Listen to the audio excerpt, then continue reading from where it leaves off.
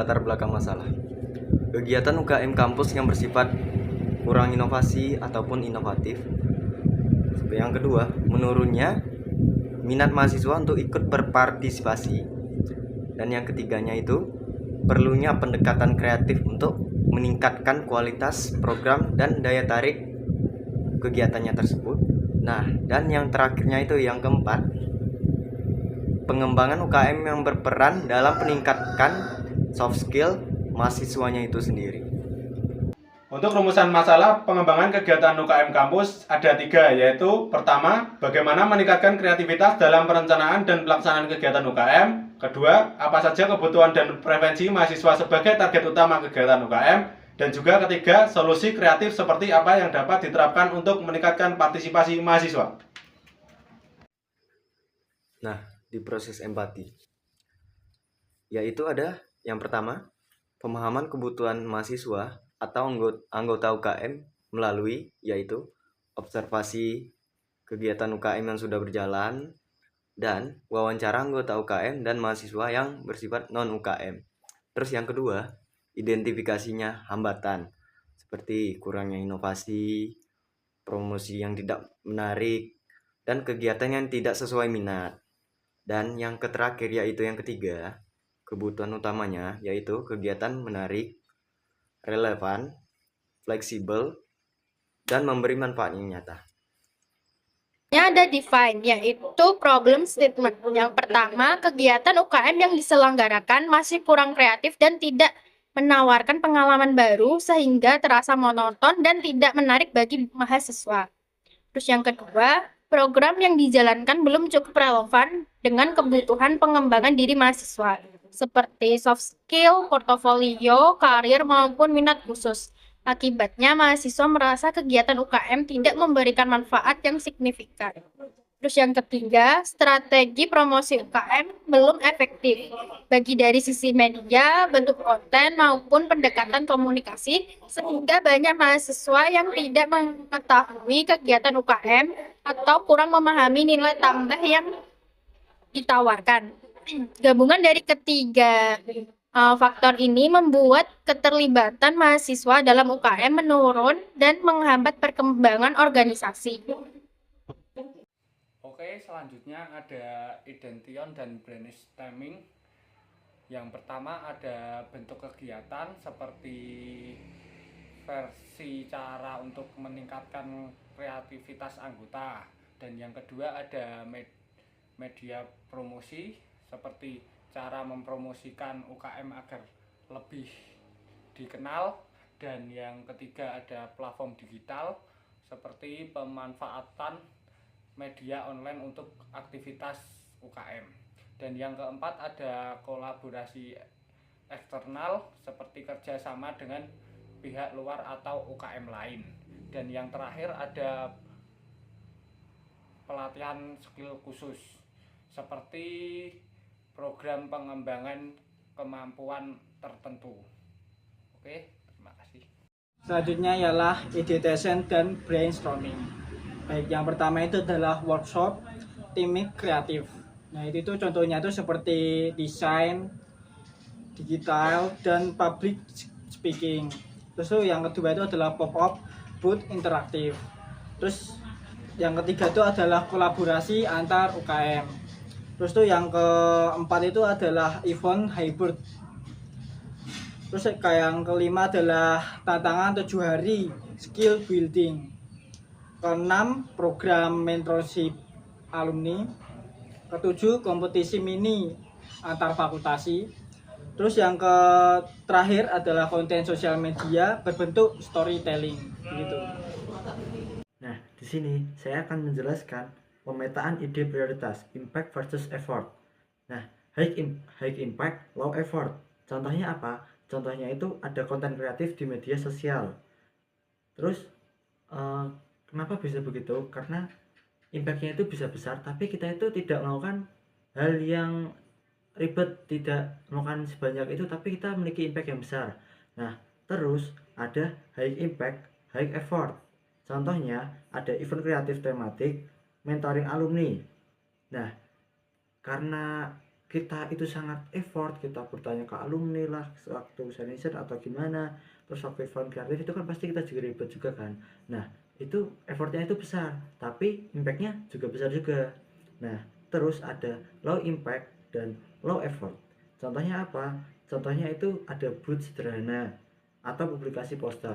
Kenapa bisa low impact low effort? Kita itu cuma bikin poster dan tidak banyak tidak terlalu menarik lah kalau menurut saya. Terus booth sederhana itu juga kan kayak ya udah booth biasa gitu aja, jadi kurang. Sekian, terima kasih. Selanjutnya adalah ideation dan brainstorming, yaitu pemetaan ide prioritas, impact, dan effort. Yang pertama ada high impact dan low effort, yaitu ide yang mudah dilakukan tetapi memberi dampak besar, seperti konten kreatif di media sosial. Cukup membuat desain video pendek atau storytelling mengenai aktivitas UKM dengan biaya rendah, tetapi manfaatnya besar karena meningkatkan ekspor dan menarik anggota baru. Ada juga kolaborasi antara UKM. Hanya butuh kolaborasi tanpa biaya besar, dampak tinggi karena bisa memperluas jaringan, menambah peserta kegiatan, serta membuat program lebih variatif. Yang kedua ada high impact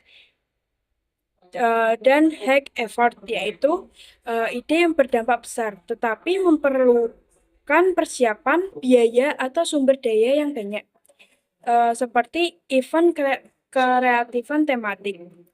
Misalnya, ada di UKM itu membuat festival atau workshop inovatif atau kompetisi. Dengan sebelum itu juga kita kan harus membutuhkan perencanaan, dana, dan tim besar. Tetapi hasilnya bisa meningkatkan citra kampus dan menarik partisipasi luas. Selanjutnya juga ada mentorship alumni, yaitu perlu proses menghubungi alumni, menyusun kurikulum mentoring, dan menjadwalkan pertemuan. Namun hasilnya sangat kuat untuk mengembangkan kompetensi anggota UKM. Yang ketiga atau yang terakhir ada low impact dan low effort. Ide yang mudah dilakukan tetapi tidak memberikan dampak besar. Contohnya seperti bot sederhana. Misalnya, meja informasi saat ada acara kampus. Mudah tapi jangkauannya kecil. Yang kedua ada publikasi poster. Cukup mencetak dan menempelkan poster. Namun efeknya biasanya terbatas dan tidak terlalu meningkatkan engagement. Terima kasih. Lalu solusi kreatif yang kedua adalah satu, sesuai kebutuhan mahasiswa, fleksibel, menarik, memberi manfaat secara langsung. Dua, mudah diterapkan oleh berbagai jenis UKM. Ketiga, meningkatkan visibilitas dan partisipasi mahasiswa. Keempat, mendorong kolaborasi dan inovasi berkelanjutan. Di sini saya akan menjelaskan prototipe contoh sketsa program CEP. Nah, yang pertama itu kita akan ada menu registrasi, yang kedua yaitu workshop kreatif, yang ketiga yaitu sesi kolaborasi, yang keempat yaitu showcase hasil, yang kelima yaitu publikasi medsos UKM. Nah, di dalam aplikasi ini terdapat menu profile, menu kalender, dan menu home.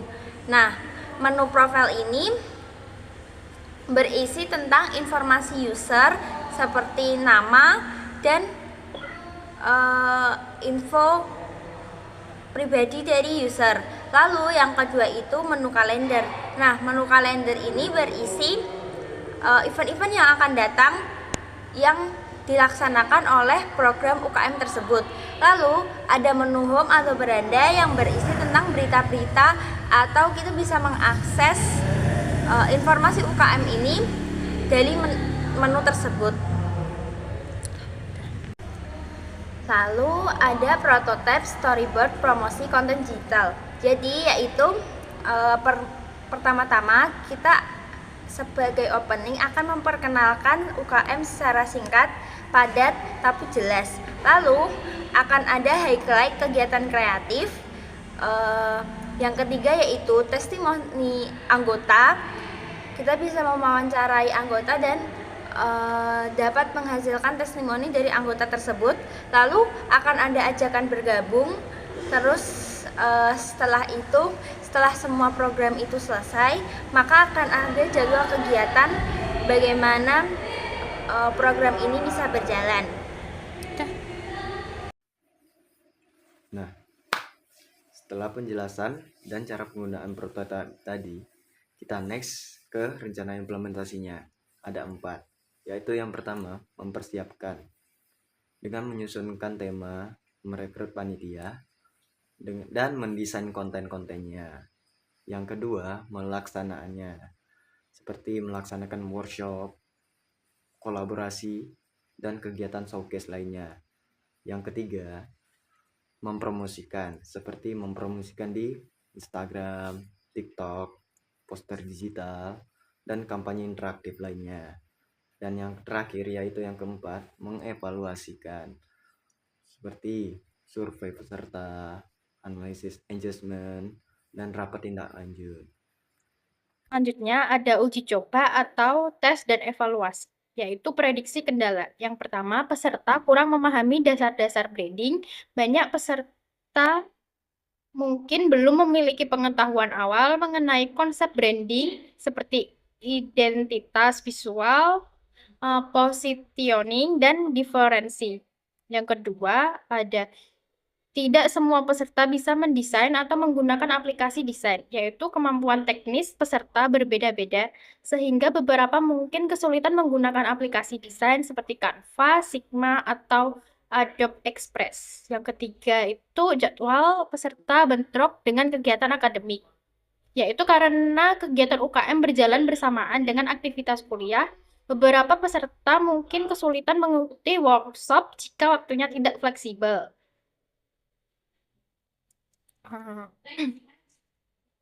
Terus selanjutnya ada solusi. Yang pertama, kolaborasi sponsorship, yaitu mengajak pihak luar seperti brand lokal, percetakan, atau lembaga mitra untuk mendukung acara. Yang kedua ada template, yaitu buat template desain dan materi branding agar peserta yang kurang mahir aplikasi tetap bisa mengikuti. Yang ketiga, ada penjadwalan yang fleksibel, yaitu atur waktu kegiatan agar tidak bertabrakan dengan jadwal akademik peserta. Baik teman-teman, setelah ini kita akan masuk ke kesimpulan. Jadi kesimpulannya ialah penerapan design thinking menunjukkan bahwa mahasiswa membutuhkan kegiatan UKM yang lebih kreatif dan relevan.